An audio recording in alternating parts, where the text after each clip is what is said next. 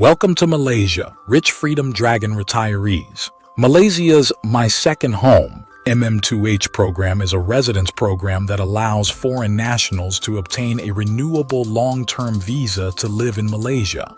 Today, I will be reviewing the retirees' responses to the Peninsular Malaysia's new MM2H program. Will Malaysia succeed in attracting wealthy retirees under the new MM2H program requirements? Or will Malaysia fail to spark the interest in the eyes of the retirees? According to MM2H industry insiders, foreign retirees are turning their backs on Malaysia's My Second Home MM2H visa program. How could that be? What could be the main reasons? New rules now mandate that applicants purchase property in Malaysia and hold on to it for at least 10 years. MM2H Consultants Association President Anthony Liu said that many of his clients cited the mandatory property purchase criterion as the deal breaker. Only 30% to 40% of the current MM2H holders would buy property in Malaysia, he said. While the new rules were meant to draw in more wealthy foreigners and boost the local property market, economists have warned that they may be too restrictive to be effective. Even a new visa category for residents in special economic or financial zones, SEZ, SFZ, aimed at upcoming developments in Johor, is unlikely to boost the scheme's appeal, economists said. The property purchase requirement is turning away expats without necessarily boosting real estate demand as intended, according to Jeffrey Williams, founder and director of Williams Business Consultancy. The revised visa program now mainly targets high net worth individuals and is expected to attract fewer expatriates, potentially limiting its impact on the economy. Moreover, participants must now reside in Malaysia for at least 90 cumulative days per year, up from the previous 60 days.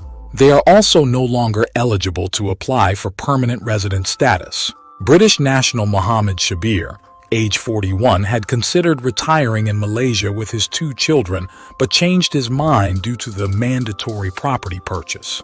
I was interested in the Silver 5-year visa scheme, but the requirement to buy and hold property for 10 years doesn't make sense, he said.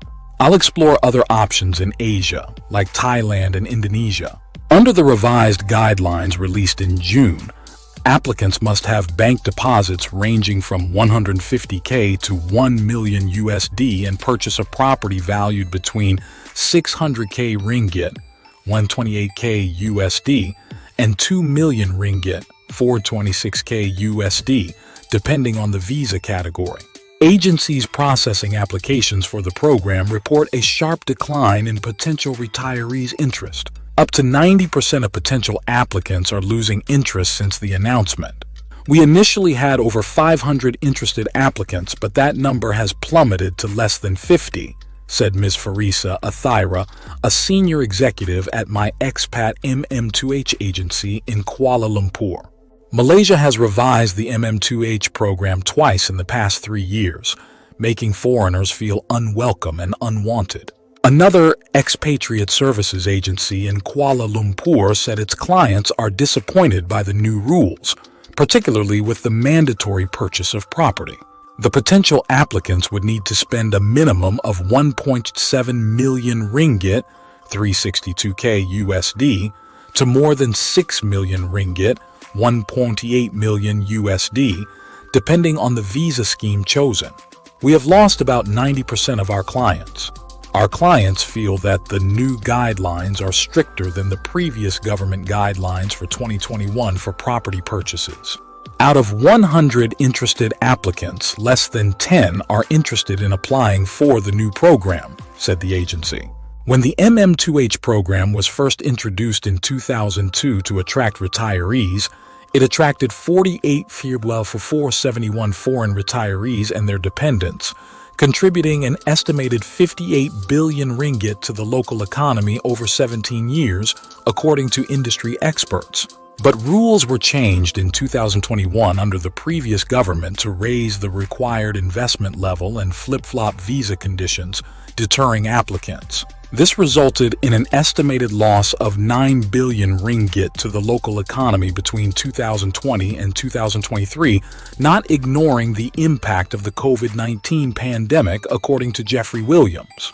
With the release of the latest guidelines, the government aims to attract high-net-worth individuals and digital nomads to make Malaysia a top travel destination, said Tourism, Arts and Culture Minister Tiong King Sin. So far, the immediate reaction from potential applicants has not been promising. The Special Economic and Financial Zone SEZ/SFZ category requires a minimum bank deposit of just $32,000 for people over 50, without a minimum stipulated value for property purchase. However, potential applicants must purchase the property directly from the developer and hold it for at least 10 years. Special Economic and Financial Zone SEZ/SFZ program is attractive, says Ahmed Tarmez Khan, a 45-year-old Singaporean. But if property location is limited to Forest City in the SFZ, our options for where we can buy a property and stay for the next 10 years are limited. Given those restrictions, I might not want to participate in the program. He was referring to property developments in the southern state of Johor.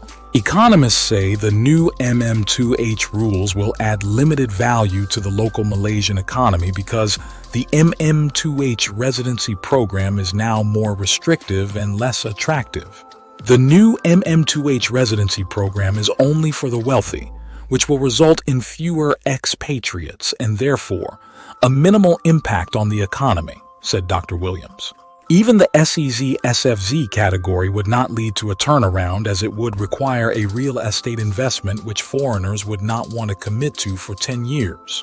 Despite the property purchase requirement, the new program will not add much value to the economy.